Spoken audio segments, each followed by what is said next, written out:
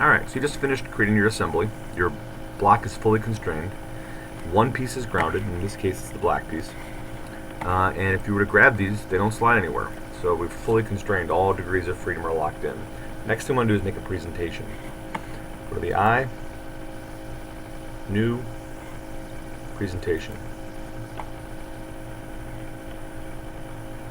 Alright, we're going to create a view.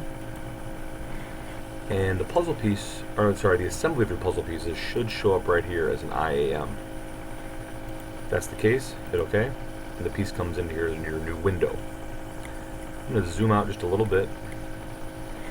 Next thing I want to do is break this apart so you can see what it looks like and how it comes together.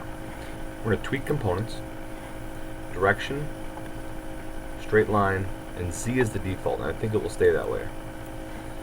So I'm going to click on the face of this part. The important thing is when I pull these pieces apart, they don't interfere with each other. I can't make two parts collide and pass through one another. So in this case, we are going to pick this pink part, and the Z has automatically been chosen. That's the direction it's going to move. I'm going to give it a distance of 10.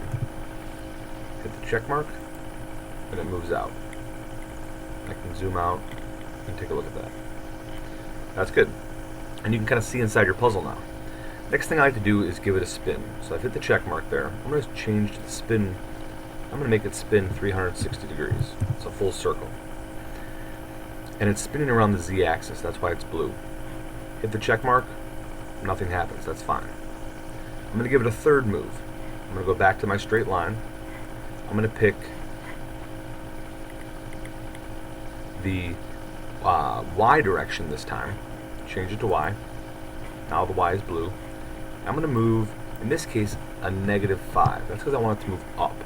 This would be positive Y in this case, just how we picked it, not a big deal. I want it to move -5. Hit the check mark.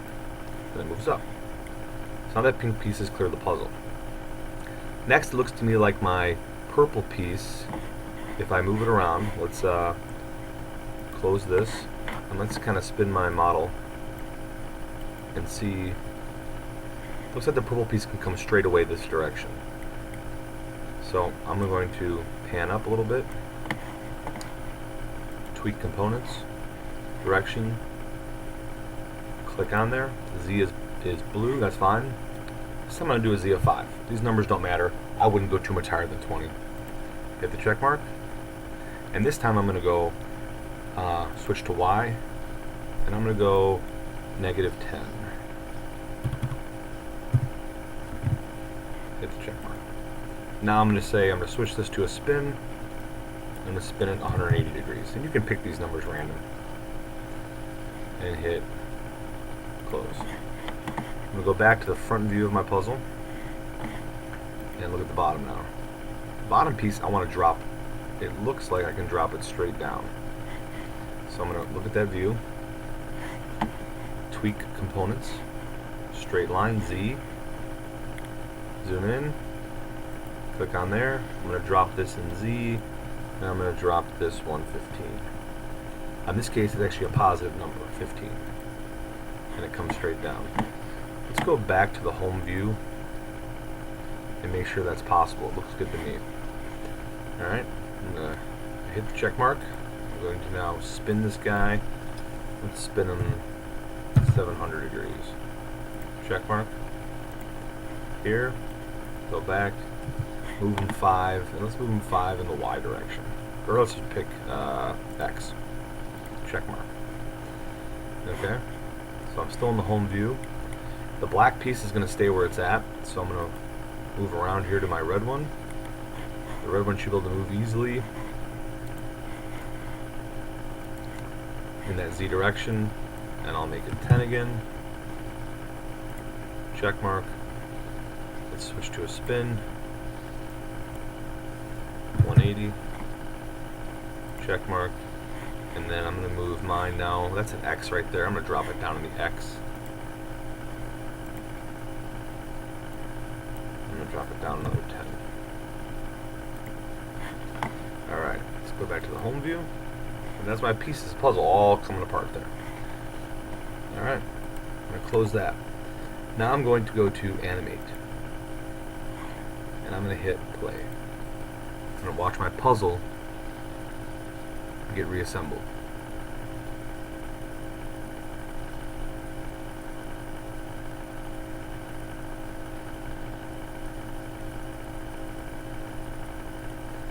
At no point does the puzzle piece break through another puzzle piece.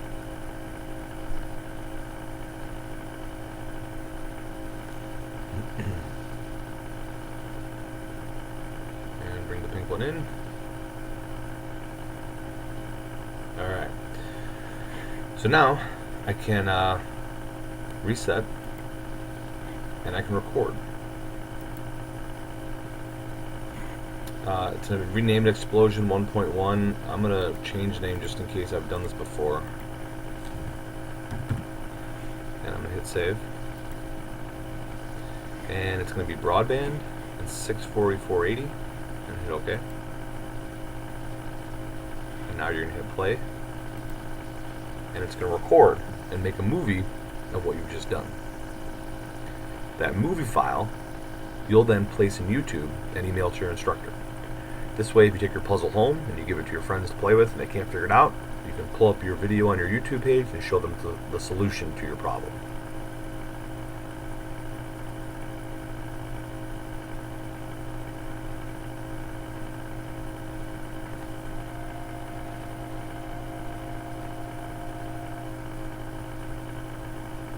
Alright, that's done.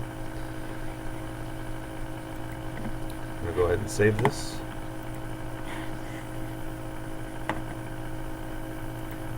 I'm going to change the numbers up a little bit. Yes to all.